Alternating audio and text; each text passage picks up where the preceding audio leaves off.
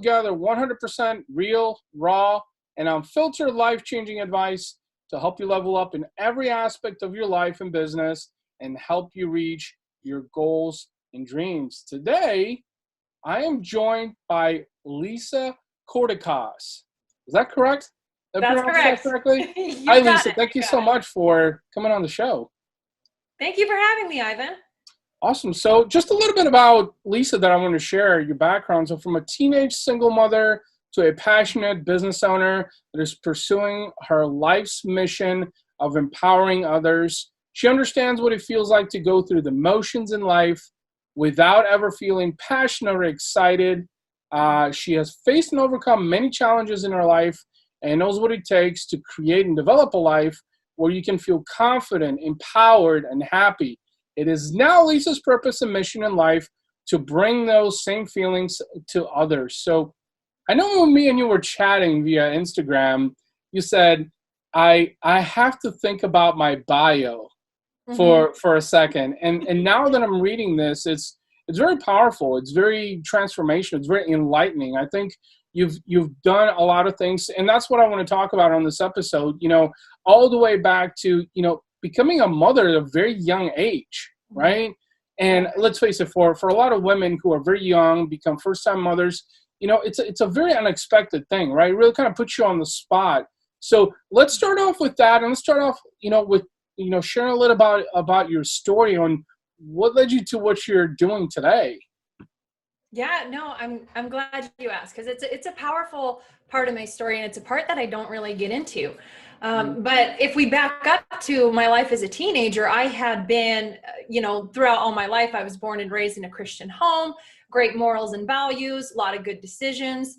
And when I started to connect with some of the wrong people, some wrong influences and friends, I kind of went along with the flow, even though I felt uncomfortable with some of the decisions my friends made.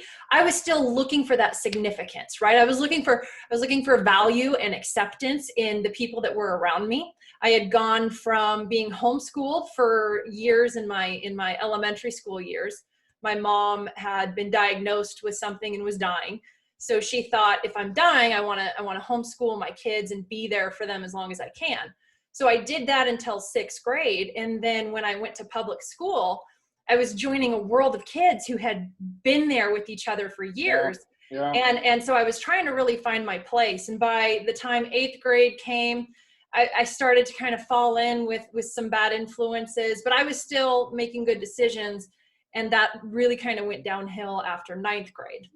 Yeah. One of those pivotal moments for me, and I didn't think I would say this because I don't really tell anyone, but it was pivotal. I had been really active in our church at that time in my freshman year in high school. And I had made some bad decisions before that. I think I had drank once and I had tried smoking weed a couple times. But I had stopped everything. I was going to youth group. I was really kind of pursuing a lot of good decisions in life. And I had the youth pastor of our church at the time. We were preparing for a mission trip to Mexico. And we had teams of people that we were kind of planning. We were going to be building homes for people down there. And we were preparing for our roles. And after a few months of preparing for this trip to Mexico, he pulls me into his office and he tells me that I'm not allowed to go to Mexico because he doesn't trust me in my decisions. And he can't take the risk of having me there and having me make a wrong decision that could jeopardize them or their team. And so I wasn't allowed to go. Wow. And what that said to me is, you're not good enough, right? I said, you're not good enough because I hadn't been doing anything. I was active in the church a lot during the week, several times a week. I was doing stuff with groups in the church and I wasn't making any wrong decisions. I hadn't done anything for months, but he harbored that against me from decisions that I had made evidently before that. Yeah. My mom addressed it. The church ended up letting the pastor go because it didn't align with their values or beliefs. And so that was good. But for an impressionable 14-year-old, it told me that it didn't matter what I did, I was never going to be good enough. So from that point on, I kind of rebelled against the system, right? I partied with my friends, I drank, I started kind of living more of a carefree, wild life. And I was still looking for that value and that validation and that significance, that meaning around me. Yeah. And if you've ever been in that kind of situation to where you're just kind of having fun, there's not a lot of meaning there, because when the night's over and things settle down, these people are not people that truly care about you. These people are not there to lift you up and support you, to challenge you, to help you grow. They are just there to have fun. And as long as you're bringing them fun, then you serve a purpose in their life, and that's it. And so during that time, I had started dating this guy when I was 16, and he was 19, and we were together for about 4 years, and I became pregnant at 17. Oh my gosh, it was the best thing that had ever happened to me. For sure, one of the best things. Okay. Because for me, I always wanted to be a mother. And so when I found out I was pregnant at 17, I mean, yes, it's scary. I panicked, like, are you kidding me? I'm going to be a mom at 17. Like, I literally, my knees buckled. But in the same sense, at the exact same moment, I just had all these thoughts flash through my mind. And I just thought, I know that for me, abortion's never a consideration on the table. Yeah. And so that flashed in my mind. It said, well, then the other option is I'm going to be a mom. And it's like, then bring it, because I'm not afraid of a challenge, right? I'm not afraid of a challenge. And this means this is where my life is going. Yeah. And it was powerful because for me, I wouldn't even drink caffeine when I was pregnant, not for my baby, right? So I quit coffee. I wouldn't drink. I wasn't around anyone who was doing anything. All of my decisions and kind of the carefree life that I was living changed in an instant. And what was so powerful about that is when you change your habits for the better, it reveals the true relationships that are around you for what they are. Because I told you, like, I had over 200 friends in my phone I could call at any moment to hang out with and go do things with. Well, now that I'm pregnant and I'm not drinking and I'm not going to parties, those friends whittle down to like 3 or 4. and you realize, like, who uses you for their own fun and who genuinely cares about you. And it doesn't matter if you're making a difference in your lifestyle from not pregnant to pregnant or partying to not. But I found the same thing, and I'm sure you have, Ivan, when you're pursuing business, when you're pursuing growing, when you are pursuing living your life to a higher standard and expecting more from yourself and challenging yourself to be better and to grow, people really don't like that. People that want to live in complacency want you to live there too, because it makes them feel comfortable. Yeah.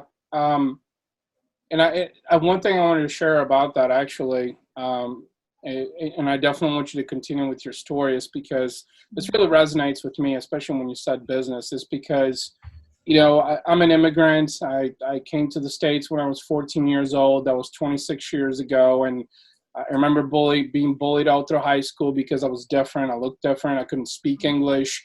You know, I wasn't dressed like the cool kids. And in fact, that actually created a huge damp on my self-confidence for a long time, you know, to where I struggled with self-confidence. And then there's even still times where I kind of question it. And so when you were talking about all these things and like friends and stuff, it's amazing what happens when you really question the people in your life that are really there for the right purpose. Mm-hmm. And suddenly you find out, like you said, 200 friends in your phone that you could call at any time. But guess what? Maybe 2 of those generally gave a shit. Right. And it's like, it's almost like frustrating and discouraging when you find that out, because you think, what happened to my 200 friends? Like, these are people that I had fun with. Right. You know, I thought that these are people that you could lean on and have a conversation when you just needed someone to listen. Mm-hmm. Been there, done that. Trust me. It's amazing, because I know personally I've gone through this many times and still go through it every day, where it's like, who's my real friend? Suddenly, almost nobody's my friend.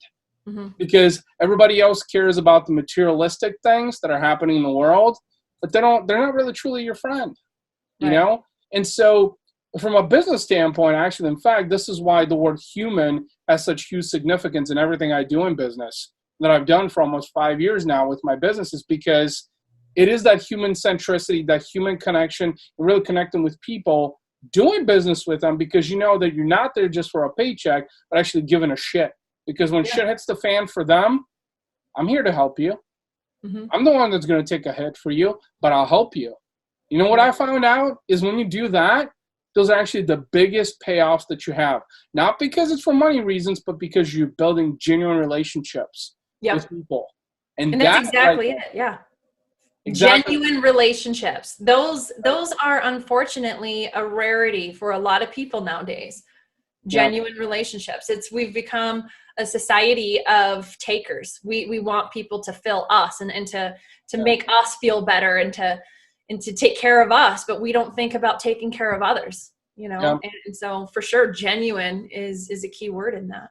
Absolutely. It's a two-way street, I think. So, you know, I want to go back to, as you were sharing your story, that, you know, you sort of had this, you know, epiphany and realization of like, who's really your friend? You know, what was going through your mind at that time? Like, because I know you had to be, you know, you're 17. Yes, it's a blessing. You're going to become a mom, but guess what? The 200 plus friends that you had in your contact list probably didn't all feel the same way because suddenly Lisa can go out and party. Yeah. You know, because, you know, as you progress, you know, with your pregnancy also is like your time becomes less and less available because your priorities change in life. Now you have a human being, you know, to take care of, and you realize that, well, there's much more to life than what I've been doing thus far. And guess what? The people that I've hung around with is, to them, that's not a priority. You know, they just want to have fun. They just want to drink, smoke, party. Right. And as long as you're doing that, you know, then you're fitting in their circle. You're no longer a part of their circle. What did that feel like? And like, what did you do about that? Like, how did that impact your life? It was amazing in hindsight. In the moment, I was affected by it, and then I wasn't, because to be honest, I was 17. I was working for a mortgage company that was an hour and a half commute away. So it was 3 hours a day just driving, and I was working 10-hour days. And so I was working 10-hour days, saving every penny, preparing for my baby and preparing for my future. And so I didn't have a lot of extra free time as it was, which made it a little bit better. It was easier to pivot. But what that was and what that led to is that was one of the separator moments in my life. Now, we all will have various times where we have moments of separation in our life, and we choose how we want to handle it. This was a separator for me, and it was a separator in a positive way. Right? I was able to take a step out of that life. I was able to take a step forward in my life. And it separated me from the people that I had been engaged with and where they were and where their mentality was. But I took a step forward. And it wasn't a step forward as in I'm better than you in judgment, but it's a step forward as in my life is changing and it's looking different. And I'm going to start taking care of myself better. I'm going to be a mother for this little girl, and I'm going to be taking care of her. And so all that changed. And then I was 18 when I had her. So I had just turned 18. She was born 2 months later. And when she was 6 months old, I found out that I was pregnant again. Oh, wow. And so then I had my second daughter, Alexa, when I was 19. So at 19, I was a mother of a 20-month-old little girl and a 4-month-old little girl. And I had just moved into my own apartment, and I was working full-time as a single mom, taking care of 2 little girls. Now, the guy who I had dated during that time, their father, went downhill. He didn't use that as a time to separate and to kind of step up. He used it as a time to just get further into the life of partying, drinking, and then he further got into drugs, and things just went downhill for him, unfortunately. So that was, again, a separator to where now I'm on my own, got full custody of my girls when my youngest was 4 months, and just basically worked full time, work on taking care of my little girls. And I remained a single mother for about 7 years from that point on. Well, first of all, I have to say that I'm cheering you on for that and applaud you for that, you know, for like really stepping up to the plate, because let's face it, I mean, when you're 18 years old, you're so young, especially, you know, like there's so much uncertainty, you know, and you question, like, you don't know if you're so young, period. You're just so young that You don't know if you're doing what you're doing is the right thing or the wrong thing. And the fact that you stepped up, is in the indication that I think that was sort of the beginning of everything that you were, or the way you were going to pursue your life based on the actions you were going to take. So meaning positive actions, to where, like you stepped up, you realize, okay, I have to be a mom. I have to step up. I have to take care of my kids. The guy I was with, totally, went downhill. So taking responsibility, and at the age of 18, a lot of people don't. In fact, I think that's the age usually when, males and females that go through life transforming events, whether they become fathers. And I actually had a guy on the podcast before this, he became a father at the age of 16, they're like, they're life changers, and they feel like, that's such a, what's the word that I'm looking for, is that it's such a huge obstacle for them that they're unwilling to overcome, and they feel like it's a life determining event. And it is, but you have two choices. One is you dwell on it, or two, you step up to it and you figure out how you make it work. And that's what you did. So you were working full time, you took responsibility, you became a parent at 18, like full responsibility, which a lot of people don't do. I mean, I remember when I was younger, when I was that age, and some of my peers, became younger mothers, younger fathers, and I remember how challenging that was, going through that, because they just didn't know how to handle it. That's just it. So like, okay, so you're going through this, you had the issue obviously with the church and all of that, made some bad decisions, all of this, like, what happened after that? Like, did you just wake up one day and had a huge epiphany and realized, I want more out of life? Or what happened after that? So after that, basically I had, and just so you know, I had the problem with the youth pastor. I had kind of rebelled during that time, but my heart always loved the Lord, and I still walk with the Lord, even if my actions didn't always show it. Yeah. And so that was always a firm foundation in my life. And then when I was 25, actually I was 24, I connected with my now husband, and we got married when I was 25. And with him, and kind of before that, I was dabbling and going back to church off and on, and I just wasn't consistent all the time. But with him, we did get a lot more consistent. And it was in that time that I was still working full time. We were raising our girls, and then a couple years into it, we had my first son. And so when we added our son to the family, it had been on our heart for me to stay home as a full-time mom. I had to work full-time with my girls. And so to be able to be home for good was a huge blessing and something that we really wanted. So I had just stopped working. I had just stayed home with my kids. I had my son. I had a second son. And just after I had my second son, I had grown up in Seattle, Washington. And I just felt this pressing on my heart, just this urgency that I needed to move and sell my house and leave everyone and everything I've ever known and move over to Coeur d'Alene, Idaho. And so I bought a house that I had never seen. And I followed this huge faith journey that was really kind of this God-led journey that took me to Coeur d'Alene. And I had no idea why I was going there, but I followed. And we sold our house. I left my friends, my family, everyone, and went to Coeur d'Alene, a place we had never even visited before. We didn't know anyone there. And so this was just this wild journey. Show up in Coeur d'Alene to this house that we had never seen, and it was better than I had expected it to be, thankfully, right? And we started our new life here, and it felt like home from day one. But I didn't know why God had called me here. I didn't know what the reason was. Right. And about a year later, I got involved with our local youth group at church, and I had a group of 7th grade girls that I was their youth leader for. And I had told the youth group, I said, I want all the bad girls. Give me all the bad girls that you guys have, right? Like, I want them all, because it was redemption for my life and for someone looking at me saying that I'm not good enough. I'm going to take these girls and they're going to know that they're good enough, because your actions don't define your heart. You can make bad decisions and you could still be an amazing person that has a good heart and good intentions, and you've made mistakes. Because I make those mistakes constantly, and it doesn't mean I'm less of a person because of it. And so I said, give me all these bad girls that you got. And boy, did they answer because I had this group of 7th grade girls, and they were at the age of 12, they were like what I was at 16, right? And so, you know, some are fist fighting, one's punching another, one's cell phone recording it, one's coming to group stoned every night. Like, you know, they're a mix of girls, but oh my gosh, these girls were just my heart. They're amazing. I adore them. I love them. I'm still connected with them. I still take them out to lunch every now and then, not often enough.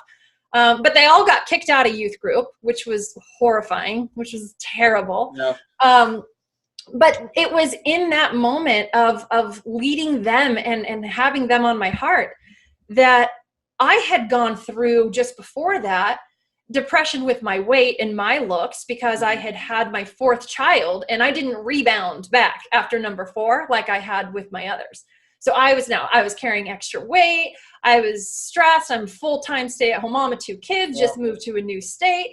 And I was just feeling really down and depressed and you know, just kind of not hopeless, but just really hating myself, right? Every time I'd put on clothes, I'd look in the mirror, I'd cry. I'd put on like 3 or 4 different outfits and just think like, how can I cover up my fat arms and hide my stomach and all these things, right? Like I was just hating myself. And I realize now what important, valuable time that was, because my heart and my passion is to empower others.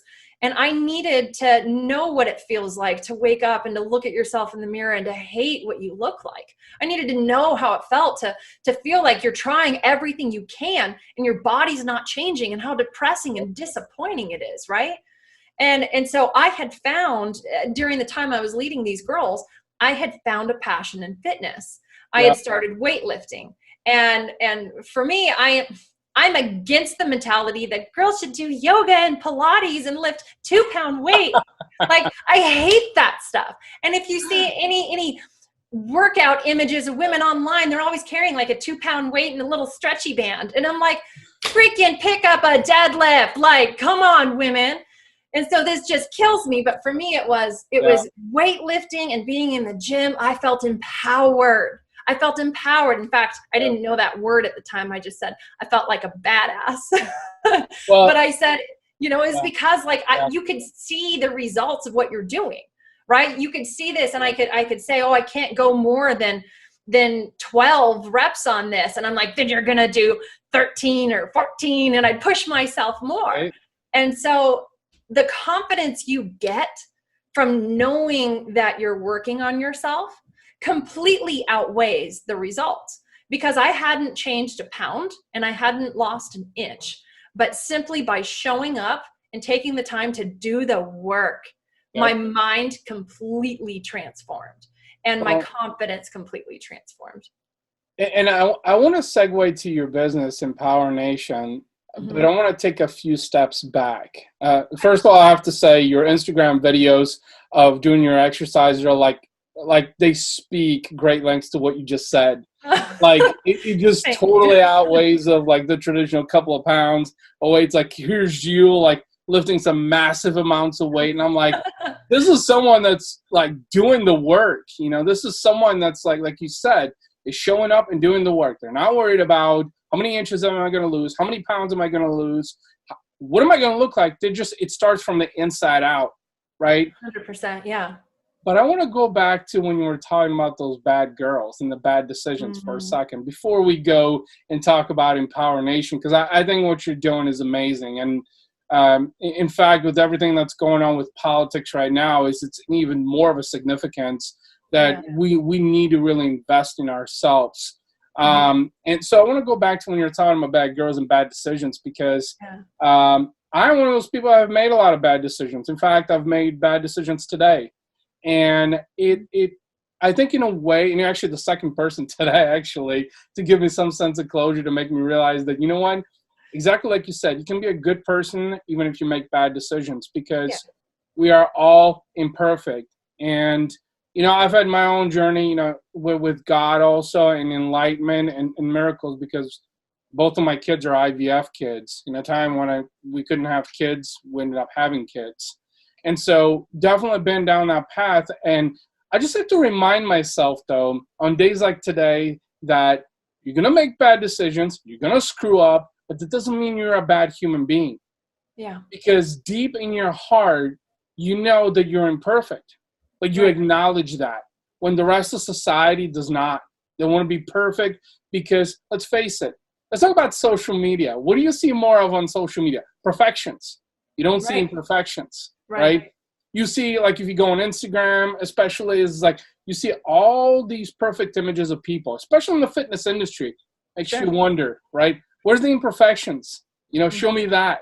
And so when you were talking about these bad girls and bad choices, it's like, I think you recognize that these are human beings, and that takes a lot in a person to recognize, because most people look at what's everybody else doing good and great and excelling at. But what about the people that are not? They're making mistakes, because those are the people that actually end up being some of the most successful people. Because I don't know about you, but any successful person that I have met has gone through a great amount of adversity.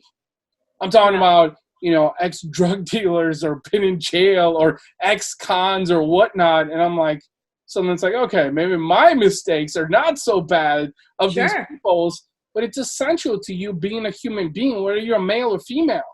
It doesn't matter. You're going to make mistakes. Yeah. And it's important to be accountable, to learn from those mistakes. Hopefully you don't make those mistakes.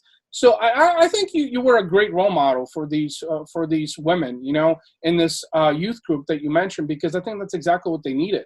They needed someone to lead. Those are my girls. I just love those girls. I adore them. Every time I connect with them, I tell them how much I love them. And they tell me they love me too. And I adore them. They're my life. And so, and I didn't wrap that up either. So I'll wrap that up and kind of close that out, which was, as I was leading them, and I found empowerment and in fitness, and at the same time was finding personal development books and strategies, and just really learning how to own yourself, dive deeper into yourself, strengthen your mind, go towards goals, all these different concepts.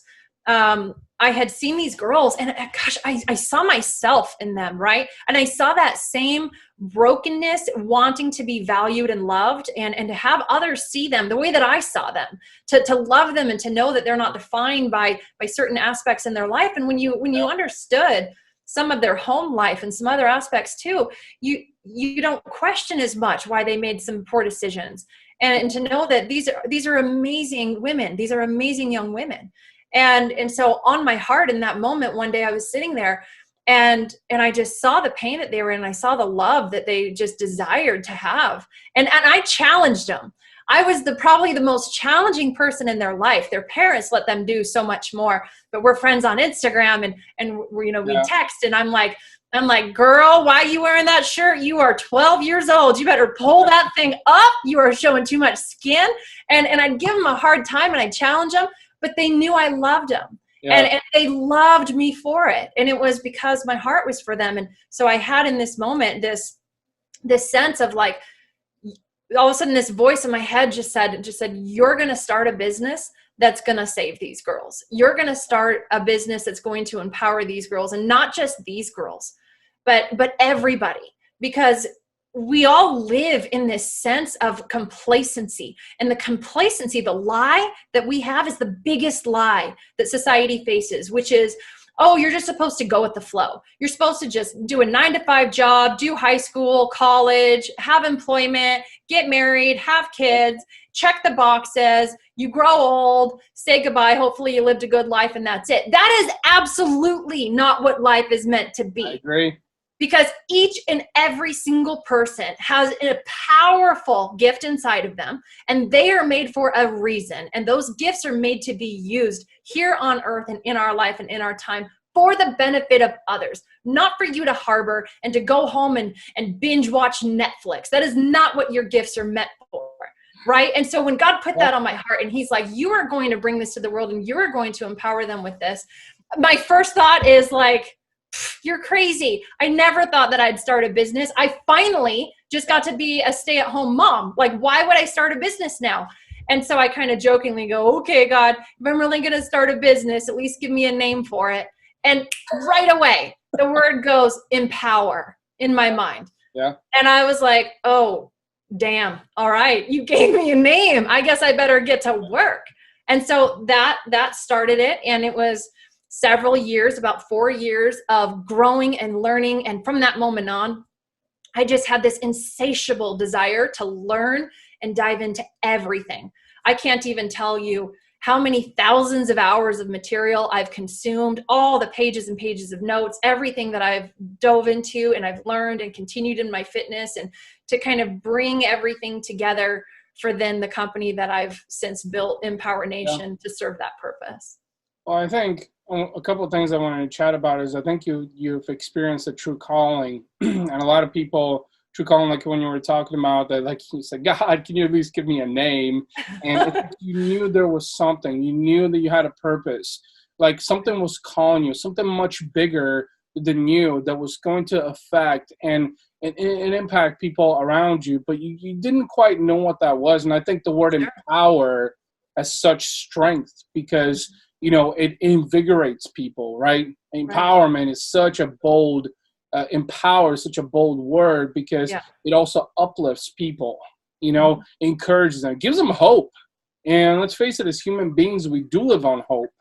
It's like every day. And suddenly you realize, and it's interesting because I want to talk more about the fitness side of it in the business too, is just that because I'm one of those people that I've had my share of failures, I don't know how many times. And as you were talking about the calling and starting the business and your life, and you kind of realize that it's like, when you find your true calling and your true purpose, I mean, it's so satisfying. It's so fulfilling. Fulfilling, but it also gives you a sense of happiness because, and I'm a firm believer of this, is that if you wake up every day doing what you love, there won't be a day in your life where you feel like you're working because you're doing something that has a meaning and a purpose. And I know for me personally, I've struggled with this for a long time because I'm in the marketing space in such a saturated space. And like, I couldn't really find is this fulfilling? I mean, am I doing this for money or am I doing it because I want to help people? And then when you really realizing, kind of diffuse the minutia of the world, you realize you're doing this for the right reasons. That has some great lengths. I think that's why you started Empower Nation, is because you wanted to help people. You weren't doing it because, 60% of Americans are obese, over 60% maybe, but you were doing it because you truly wanted to change the lives of people. And and fitness and just really finding yourself, which fitness is really at the core of that. I mean, and we'll talk more about this too in a second, but, making people realize that needs to be a core component of your life, and I know personally of any successful person that I've studied is fitness is really at the core. They almost have this routine every day. They either exercise early or late in the afternoon, and they go through these sequences. And I'm like, okay, well, nobody in my family exercised, so I started exercising, and then I started smoking when I was 16 years old, and then I quit, and then let's just say I just coast through life basically for another 7 years until I figured out that I probably should exercise, which 7 years ago when I started cycling, even to this day, I have no freaking idea of why that even happened. But now, 7 years later, then I didn't know. Now I know that it's for a mind shift. It's for a mind transformation and clarity and focus. And that's why I do it, literally. It's almost like an addiction in a way to where over the summertime, if I don't cycle once or twice per week, I think I feel lost. And I used to guilt trip myself over that and be like, all right, Ivan, you can't go out and do a 30-mile ride because you got to finish some client work. No, you need to go out and ride because it's going to help you keep propelling and pushing forward. And I still struggle with this because especially right now, I want to, segue into the fitness portion as I just started this new program 2 weeks ago, which is a nutritional thing, trying to go to the gym 5-6 days a week. Mind you, I've barely made it to the gym a couple of days per week, let alone 5 or 6 days a week. It's a big ask, yeah. It is a big ask. But the more I do it, Lisa, the more I realize of how much more I'm capable of doing. Yeah. And I think that's exactly what I think, in a way, of what you're doing with Empower Nation, right? It's empowering people to realize that fitness is more than just getting in shape. Fitness is about transforming yourself into the person that you always aspired to be. right? I mean, let's talk more about Empower Nation and kind of the mission and the purpose behind it. Just correct me if I'm wrong, but that's what I, translate empower into, is like, how do you become the best person, the person you always aspire to be, but the person that you maybe didn't pursue because what the world told you that you should do and you didn't do, Mm-hmm. or you should be doing the complete opposite of what. So let's talk about Empower Nation. Let's share a little bit about, obviously it was your calling to help empower people, but how do you go about that? Is it just like a fitness routine, or is it more of like a mind transformation, or how do you exactly go about doing that? Yeah. And for me, gosh, it stems to this. It is, you are not pursuing the person that you aspire to be. For me, I see it differently. I see it as you are already this powerful, capable person inside of you. You were already made tremendously powerful with unique gifts. And all of that has been in you all along. But what happens throughout our lives, throughout the experiences that we have, throughout social pressures, throughout hardships and heartaches, everything else, we put up these layers on us. And whether those layers physically put weight on our body, whether those layers weigh us down with stress, whether those layers change our mindset, cause more anxiety, cause more depression, start to affect us in different ways, these layers pile over this incredible, powerful person that we were from day one. And Yeah. so throughout the course of our lives, we now have all this extra baggage. And my mission in empowering someone is to rip all these extra layers off and to reveal the powerful you of who you have been all along and who you were made to be. Yeah. And the way that we do it is exactly what you said, which is fitness is the foundation, right? It is a foundation, but it is tied and integrated with, you cannot be your best unless you are taking care of your body, your mind, and your health. These things are interconnected. You can go to the gym. Do you know how many people go to the gym and aesthetically on the outside look fit, and they are a wreck in their mind, and their health is horrifying because they're eating junk crap food, just getting their protein levels in, and carb cycling and running and the whole thing, to where you can outwardly appear good and inwardly be a broken mess. Yeah. And so for me, it's a combination, which is, fitness is exciting because it's what we were talking about. You don't have to change an inch on your body. You are physically doing the work. You know that you have put in the work. Not only does it release the endorphins and the dopamine that it's going to make you feel good as you're doing it, and as you finish, you feel proud of yourself. You actually have a chemical release that makes you feel better, but you put in the work and you feel it. And so that is a powerful place when, and success is measured in so many ways. The scale is one of the worst ways to measure it, though it's still a form of measurement. But when you can go up in your weight and you go from lifting this to lifting that, when you feel yourself being stronger, when your heart rate doesn't jump up as you're doing something anymore because your body's getting more conditioned, you feel all these things and you feel proud of yourself because of it. So what my program does is it lays out a weekly fitness program. So you have 5 workouts each week. Each workout takes about 30 to 45 minutes, and it kind of varies on skill level, so that you could do bonus exercises as well if you feel ready for them. But if you're just starting out, the most important thing you can do for yourself is just show up and develop the habit.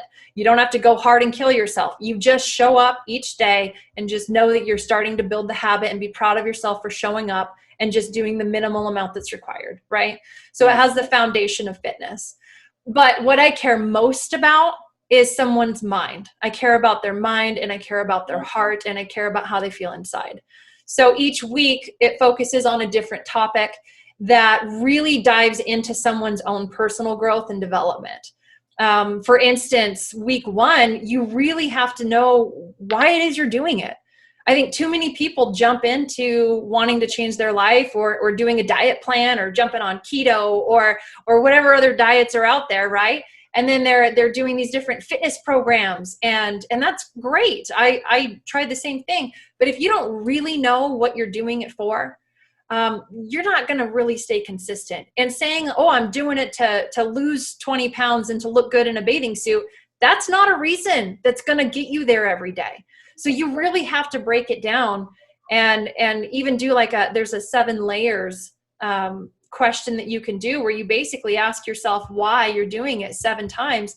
And as you go a layer deeper into that why each time, it really leads you to your reason, which is you're not just wanting to lose 20 pounds. You want the freedom and the confidence to not even worry about what you look like. You want the freedom and confidence to just be present in the moment, to wear whatever clothes you want to not have to worry about what you look, to not put that pressure on yourself. You want that empowerment to just be you and to be healthy and active and able to do these things or keep up with your kids. These things are the things that are going to drive you to succeeding each day and each week and showing up. Saying you just want to look good in a bathing suit might get you to show up a couple times and then you're going to stop. And so it's really diving into the heart of a person and the mindset of a person so that you're connected and empowered along with your fitness journey. And then, of course, tying all of that together is your nutrition. Now, I am not a believer in any diet, but there is beneficial and non-beneficial ways that you can eat and things that help your body and things that hurt your body. And a lot of this information is convoluted. Everything is accessible on the internet. You can find all this information now, right? But there's so much biased information that to find credible information on what you should do in personal growth and nutrition, you are digging through junk for hours and hours and hours trying to piece together what's really credible, what's really factual, what's more than just an opinion. And so I've done that work because these are things that I'm passionate about. I'm passionate about fitness. I'm passionate about personal empowerment. And I'm passionate about nutrition and the well-being of your mind and body. Because I think it is a failure to achieve physical success and be broken mentally or be broken nutritionally. I'm just not okay with that. And so I want someone that throughout my program, that they are empowered physically, but they are even more empowered mentally, and their health has never been better, that they feel good from the inside out fully and completely. So it doesn't tell people, it doesn't give people a strict diet plan on what to eat. It doesn't say do this, don't do that, but it guides people in being able to start to bring in better habits and decisions along the way. Because if you make a 180 pivot, you're not going to stay on that path. It's about bringing in small changes along the way and building up habits and adding to them so that it's long-term and sustainable. It's not a short-term quick fix, lose 20 pounds diet plan. You know, this is about, I want to empower people from this moment on for the rest of their life. So there's a couple of things I wanted to touch upon that you mentioned that I think are extremely important. When you were talking about fitness and the purpose and it's more than just wanting to look good, in a bathing suit, basically, and that kind of takes me back to, like, for example, I just did carnivore in September. And I lost 10 pounds on that, even though I had my share of screw-ups. I still lost 10 pounds on it. But then I realized that, that wasn't even a sustainable thing. Even though the person I was working with, he's been doing that for 240 days now. Mm-hmm. So he has really embraced that. And that made me realize, well, for me, it wasn't sustainable because I don't think I just felt connected to it. Right. And that's why I decided to shift. Prior to that, I did isogenics. And I lost 20 pounds on isogenics, but it wasn't sustainable. And I realized that it was actually insanely expensive.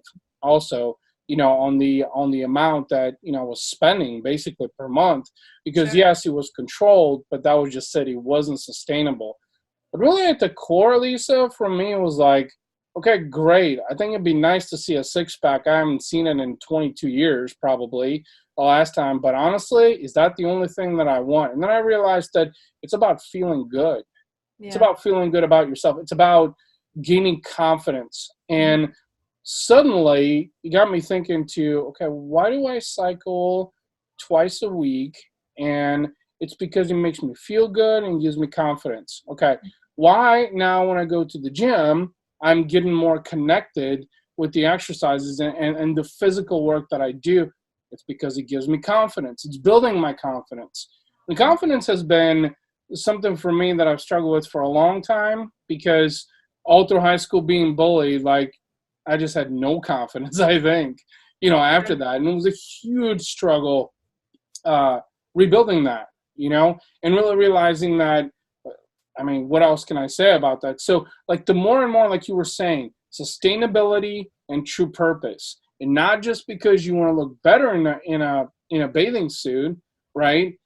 It's because you have a true connection to that. Now, that's a real sense of empowerment, and that's why what I started doing 2 weeks ago, sure, I have to eat every 3 hours, but it's a lot more normal than when I was doing carnivore or when I was doing isogenics, and it's a lot more manageable. And not to mention is that it's not as crazy expensive, because I'm not going to lie to you, I just got back into the gym a couple of weeks ago because ever since COVID hit, gyms were closed, at least out here in St. Louis, and then they opened back up. But it was like middle of the summer, and middle of the summer, I didn't want to go to the gym. I was like, I'll just, pedal 35 miles, twice a week, and that gave me exhilaration. And I found out that gave me a sense of purpose. And I realized, but now when I got back to the gym, even though like this is the second week and I'm like here panting, I'm like 3 days back to back, and like I'm sore, I'm tired, my back hurts, but suddenly I realized, like, okay, you're doing something here, like this is gonna have merit. You're gonna be thankful for this. And one of my other challenges is like guilt tripping myself, as an entrepreneur, because I'm a father. I've got a 4-year-old and a 2-year-old, and I have a wife, and crazy hours for a business. And it feels like I'm always working 7 days a week. And being in the marketing industry, it feels like I'm always at my laptop, doing something, like the client work or personal branding or this or that or a podcast. And then realize, like, okay, Ivan, like you're back into the gym. You're putting some sense and purpose into your life. You're feeling better about yourself. And at the epicenter of it is fitness, because I used to be very active 20 years ago. I love going to the gym. I did. And then similar to what you were saying, bad choices, started hanging around with the bad people. And suddenly you got that skepticism and negativity that started building up. And so it's like, nah, why should I go to the gym? I don't need to exercise. I'll just eat a little bit better. Well, you do that for like a day maybe. And then you go back to like me, honestly, I used to eat fast food for as long as I could remember. I mean, high metabolism was something I could get away with. But now being 40, it's like, Ivan, you can't get away with high metabolism anymore. No. It's not going to work, Right. And I love having a glass of wine. I do. Yeah. That was in part why I struggled, because when I did carnivore, it was like, can I drink once per week? Like, is that realistic? I mean, I love having a glass of red wine. I do. Maybe because I'm an Eastern European, but I do. And so like when you were talking about sustainability and confidence and really, feeling good about yourself, it's more than just trying to look good in a bathing suit, because I think that's what most people do. And you were talking about earlier on too, like, you go to the gym, and so I work out at Planet Fitness, and it's like the judgment-free zone is kind of like part of their slogan, right? Well, you'll see Hulkamania walk about once in a while, right? Yeah. And it kind of creates that sense of intimidation, because you kind of put you on the spot, and you're like, holy shit, I'm not even half as fit as this dude, Right. But then you see him, like, you're over to the free weights. Now, usually when I'm at the free weights, I have to do sets. Like I do 3 or 4 sets, of like 10 or 12 or 15 reps, however many, right? Right. So you see Hulkamania or somebody else that comes in and they pick up weights and they do like, maybe 10 reps, and then they're done, right? And they just walk away. And suddenly, like the 10 people that were in front of the free weights, like suddenly you're the only one there. Now, in the beginning, I was like, what am I doing wrong? Why am I the only person here? Like, do I smell bad? Like, like, why did people disappear? And then I realized that I'm the only one doing the work. You're the only one that's putting in the time. You're the only one that's putting in the reps. Right. You know what? That's a huge confidence builder, because it makes you realize that, and maybe this, because I looked at it from this standpoint, because of someone who was bullied in high school, I had low self-esteem also, that I used to think like, well, I'm doing something wrong. I'm doing something I'm not supposed to be doing. No, you're doing what you're supposed to be doing. You're working on yourself. You're building your self-esteem, your self-confidence, feeling good about yourself.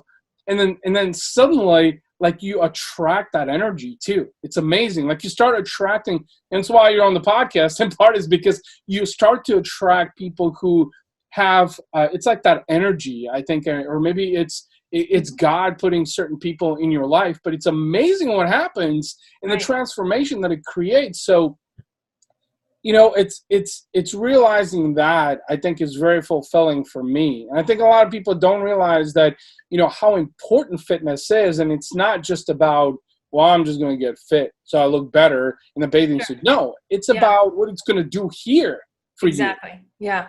Yeah. So I really, really like, what you're doing with that, with Empower Nation, and how you're guiding people to help realize that this is more than just a fitness journey. Right. It's more than just going to the gym and, putting in your reps, or even just, eating better, for the sake of losing some pounds. Because I've been there, and I know that's not the way to go, because if you don't have a connection to a purpose, to a calling, if you're not doing it for the right reasons, if you're not doing it to have more fulfillment, mind transformation, you're not going to succeed. You're going to fail. Well, and most people, and here's the thing too, most people try to do too much too soon and for the wrong reasons. And so people don't have time nowadays. They don't have time. Time is our most valuable commodity. We can never get more of it. We all have the exact same amount. Right. And if you are working full time, or you're taking care of your kids full time, and you're trying to take care of your house, and you're trying to take care of your business and your family and whatever else you have going on, you're left with very little time for you. And so it feels selfish to make a decision to put you forward in this time where you have very little of. But it couldn't be more backwards, because you don't have the best to give of yourself to anybody if you're not creating the best self in the process. And so if I'm not taking care of myself mentally and physically and nutritionally, and I am not creating the very best version of myself, then I am taking that away from my husband. I'm taking that away from my kids. I'm taking that away from every relationship in my life. I'm taking that away from the amount of work and how good I am pouring into my work. If I'm not feeling my best, I'm not giving my best, and I'm not doing my best. And so that's another piece of it, is Empower Nation it's taking all the stuff that we need to be doing, but it's pulling it together, and it's giving it to people on a weekly basis, that you just have a couple simple steps that you're doing as far as like your mental growth and development. And then it talks to you about nutrition, and then you have your workout plan, knowing exactly what you should do each week. So it's spoon feeding tiny little steps that you don't have to think about these things. You don't have to think about what book do I need to be reading, and how to be growing my mind, and how to do this, and what do I eat with nutrition, and what do I do with my fitness. Like, I'll feed that to you in just little bits. Just show up each week and do the little things that are there, and your life will be completely transformed, and you will feel completely empowered, because these are the things you need to do, and I'll bring it to you so that you don't have to think about it and you don't have to spend the time. But you deserve to be your best, and every single person around you and the world needs you at your best, because you have a mission and a purpose, and the world needs that from you. No one else has what you have. No one else has your mindset, your experiences, the way that you see the world, the giftings that you have. They need you. No one else is going to fill your spot. And so you have to be your best so that you could be the best you, to give that to the people who need that. You mentioned something that I wanted to touch upon, is your best, is what you were just saying, because this, I think, has been probably a struggle of mine for a very long time, especially with fitness. And I think that's in part why I've had so much inconsistency. Like, I'll go through like these sprints, it seems like 3, 4, 6, 8, 9 months. And then I'll just have a complete plateau after that. Or at least that has been kind of like my track record, And I realized that it's because I've gotten too deep inside my mind. I'll give you an example. It's like, as an entrepreneur, there's always deliverables for clients that I have. And in part of trying to expand my business is this, that, there's always something that's due, literally. I mean, like, I'm trying to find more hours and minutes. It seems like there's never enough, and days and weeks and months. And then it goes on and on and on and on, right? And I kind of get into these debacles of like tedious decision making, that like, all right, Ivan, go to the gym and, throw around, sling some weights, for like an hour and a half. That's like my typical, workout sessions, about an hour and a half. Leg day is usually about 45 minutes. I can get through that. An hour, maybe because it's not as tedious, like chest and arms, like usually a lot longer, right? But I come into these like tough decisions like, okay, I've got a deliverable for a client, and is it because I don't want to do it? And I try to exit to go into the gym, or is it because I feel frustrated? Is it because I feel overwhelmed? And like that is literally one of my biggest challenges, is because what I find is when I go to the gym, like it's like I free myself almost. It's about I wouldn't say as close to cycling. That's why I cycle like crazy, is because it creates a sense of exhilaration. Like you said, if you can't be at your best, the world needs you to your best. But am I exiting because I know I need to work on myself? And if I don't work on myself, then how can I, be beneficial to my clients, if I'm not working at my best? So it's like this challenge, this gap, like almost this gray area that gets created. It's like, all right, should I just exit to the gym for about an hour and a half? Like, put down what you're doing. Step away from the computer. Let's face it, I've got a $300 chair for a reason, because I sit in it for hours per day. I should not, because I'm almost glued to the computer every day. But then is it I need to step away because I need to accelerate, I need to free my mind for an hour and a half. And when I come back, I'll be refreshed. I'll feel better. That right there, Lisa, is probably one of the biggest challenges, because, as a mother, also as a parent, you're dealing with the multiple things, right? Oh, yeah. Well, how do you prioritize that? I mean, I'd love to hear your take on that, because, you're a mother, you're a business owner, you're a wife, let's face it, those are 3 full-time jobs in itself. Oh, and add to that teacher now as well. I get to homeschool as well. Oh, and teacher. All the craziness. Yeah, and teacher. God. So my husband and I each own our own businesses, completely different industries, unrelated. He's in construction and I am doing personal empowerment, fitness, nutrition. Okay. So we have 2 full-time businesses while raising 4 kids with 6 pets. And I'm a full-time teacher for my 2 youngest sons, who are 6 and 7. And my high schooler girls are also home because they've had to do e-schooling because of all the COVID chaos. Right. And so I didn't want my boys to have to go to school full time wearing masks all day long. So I am homeschooling them, which has been an interesting thing, because I didn't want to do it at all. I didn't want to, but I found I got a lot more work done when I wasn't also a full-time teacher, because it's a hard shift. It's a hard shift to wake up as mom, take care of kids as mom, switch to teacher, teach for a few hours, then switch to business owner and get focused on my business before I switch back to mom to take care of dinner and the house and the kids and everyone else, put them in bed, and then I switch back to business owner until 1, 2, 3 in the morning. So I know what you mean. Like, you feel like you never have enough time in the day. Things are kind of crazy. I wish I could tell you I had everything a little bit more systemized, but I don't yet. It's something that's actually something I'm going to do this weekend, because on top of that, I'm also doing 70 hard right now as well for the second time. Oh, wow. Which is and that's pretty fun. I'll tell you about that in a moment, because that was actually pretty fun. But it's good because I'm demanding the most from myself, right? So I'll actually, 75 hard, for anyone who hasn't heard of it, our mentors, Ivan and I, our mentors are Ed Milet and Andy Frisella. And Andy Frisella had created this program. And it is a mental toughness program that requires you do 2 45-minute workouts every day, but one of those has to be outdoors. You have to drink a gallon of water. You have to take a progress photo every day. You have to read 10 pages in some kind of personal development book each day as well. Right. And I don't know if I'm missing anything on that list. I think I covered it. But basically, you have to do all those things every day for 75 days straight. You can't and you have to follow a diet, and 0 cheats and 0 alcohol. That's kind of key as well. And so you do that for 75 days straight. You can't mess up one time, one day, or you go back to the beginning. So my husband and I decided, just like on a whim, Yeah. on New Year's Eve, we're tapping our wine glasses and we're like, so you want to do 75 hard tomorrow? We're like, sure. And so we're like, chug your wine, because at midnight it's on, baby.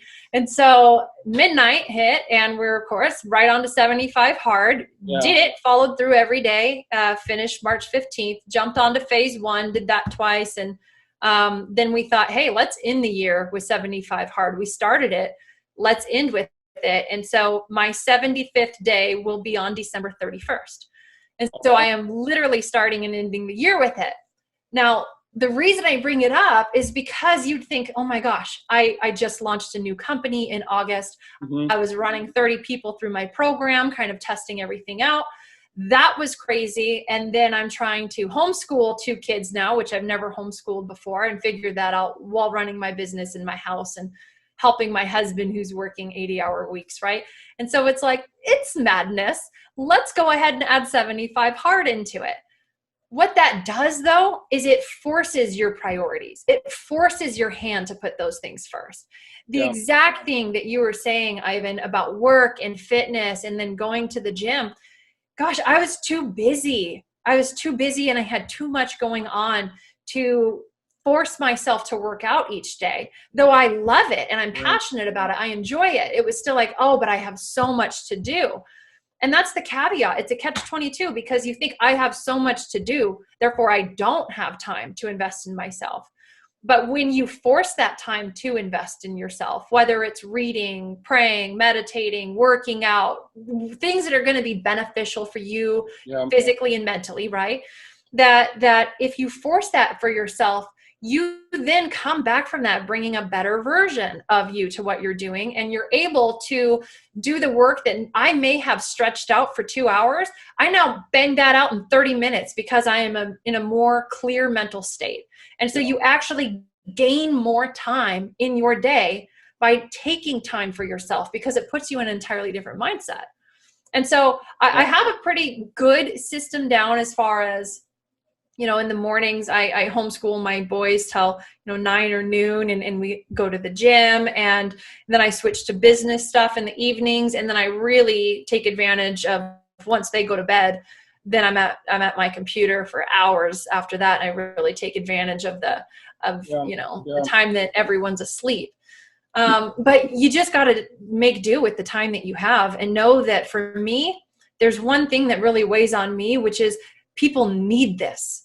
They need this. This isn't an option of it's not a luxury of when I can just get it out to people, because people need it. In my state, and in this kind of inland northwest area, it is one of the number 1 places of teen suicide.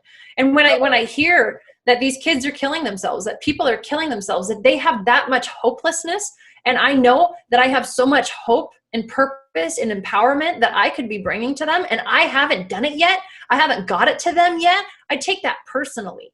It is a personal mission that I know for the rest of my life I'm going to be pursuing this mission. And so it's just a matter of gosh, stay up and do the work. People need it. This is important.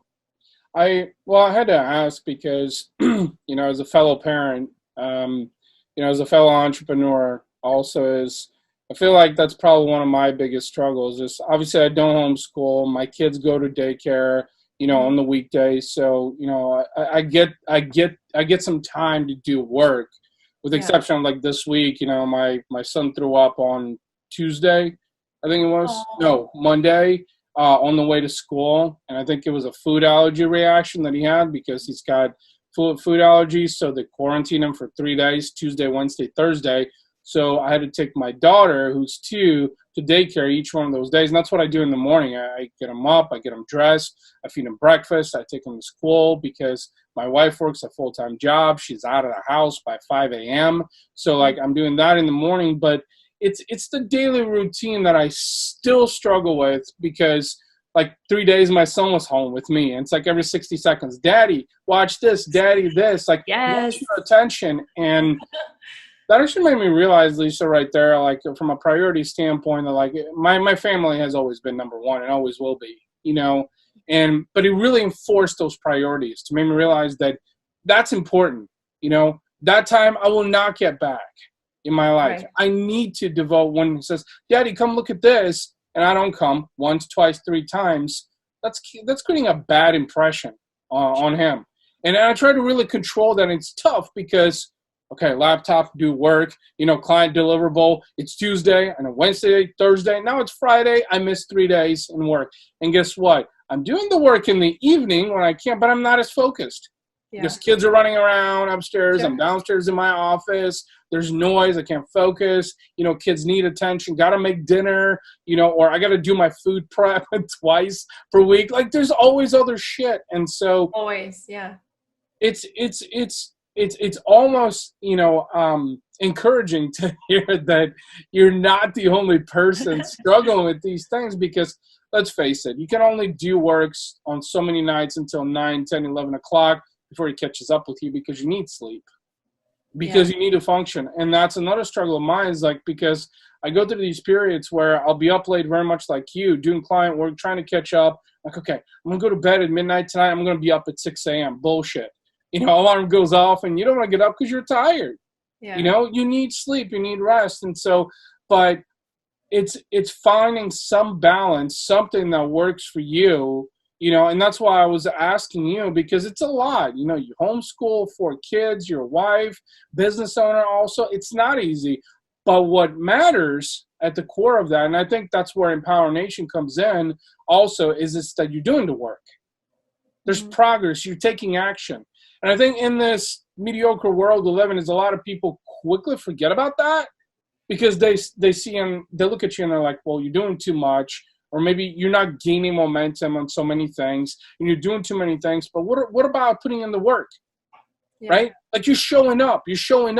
That's what matters. It doesn't matter. I mean, you might fail today, you might fail tomorrow, you might fail the day after. But you know what's constant? You're showing up. That's it. You're there. You're there and doing the work, doing the exercises, doing the mind, the personal development, the mindset transformation.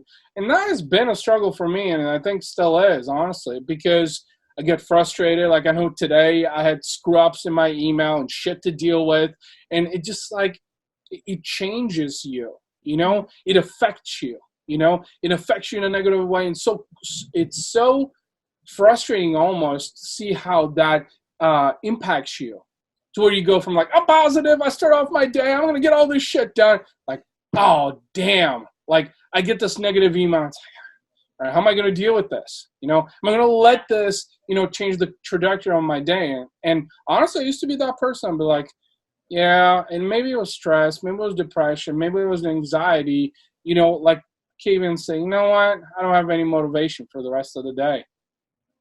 Just the energy, like it drains you, it drains you. And so I think with what you're doing with Empower Nation is pivotal to anyone's life. I think it's key. It's transformational, because you know what? Especially in the US, a lot of people struggle with all these things. They struggle with obesity. They struggle with mindset. They struggle with personal development. They struggle. It's not because they're incapable. It's not because they're not talented. It's because they're unwilling and or allowing the minutiae of the world to dictate the course of their life. Yeah, and I think so many people just don't know. They just don't know. They're just ignorant of it. They don't even know that it's there. I think the business world understands personal development really well. I think the rest of the world has a wrong idea of what personal development is. It's that foo-foo stuff. It's the, oh, you're just trying to be the best. You're trying to get validation from the world. You're trying to whatever. No, that's not what it is at all. And I think that's where I don't want that to live in just the business world. The people in the business world, they find it because they're working and growing and developing themselves and their company or their business. So they find it.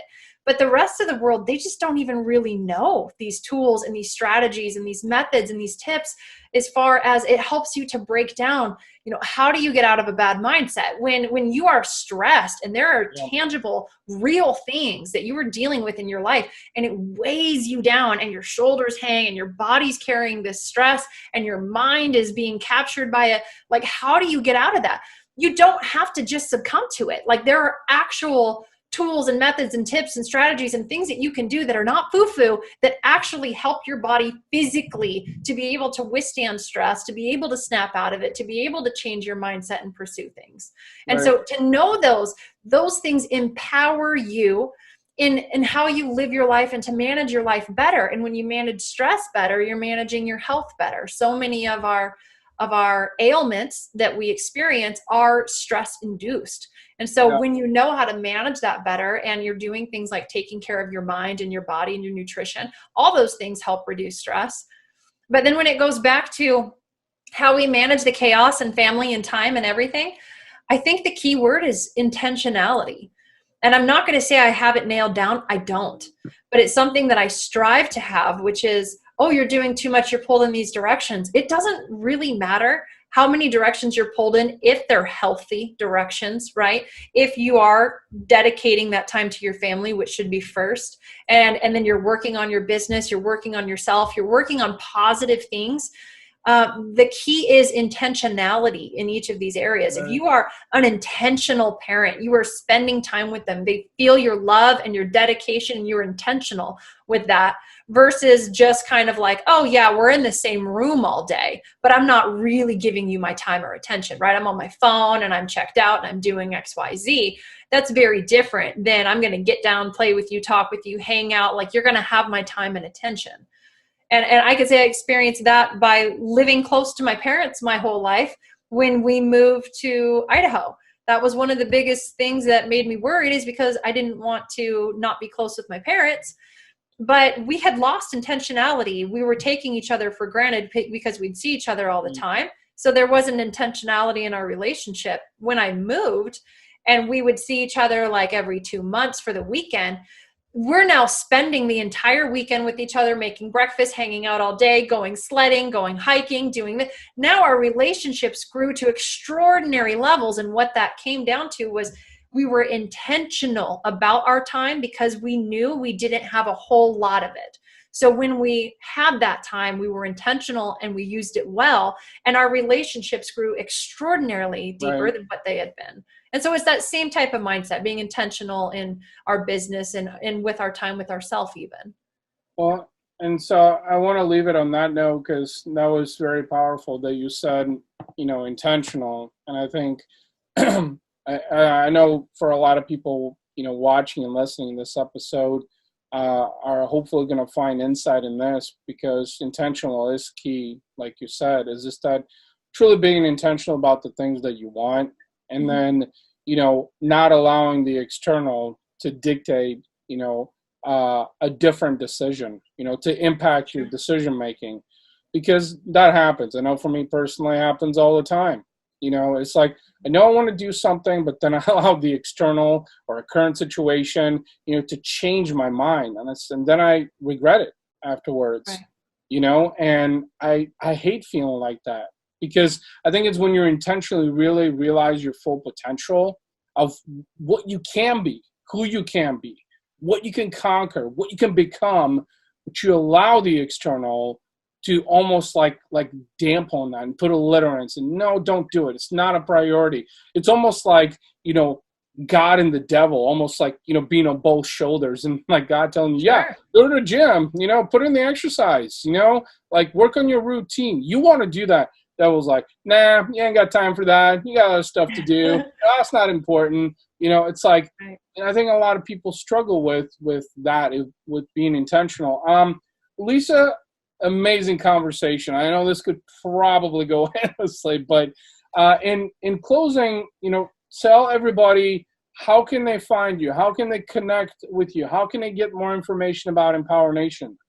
Yeah, absolutely. I would love for anyone to connect with me through Instagram. It's kind of the one area I'm really pouring a lot of my time and intention into. So for me personally, my handle is at lisa.kortekas, which is KORTEKAAS. So lisa.kortekas on Instagram. You can also find the company Empower Nation on Instagram. It's just at Empower Nation. I'm also on Facebook, empowernation.org. And you could check out my website, which is empowernation.org. So any one of those ways you can find out more about me or my company and what we're doing. Awesome, Lisa. Well, I want to thank you for the great conversation. I truly enjoyed it. I loved it. Thank you for having me.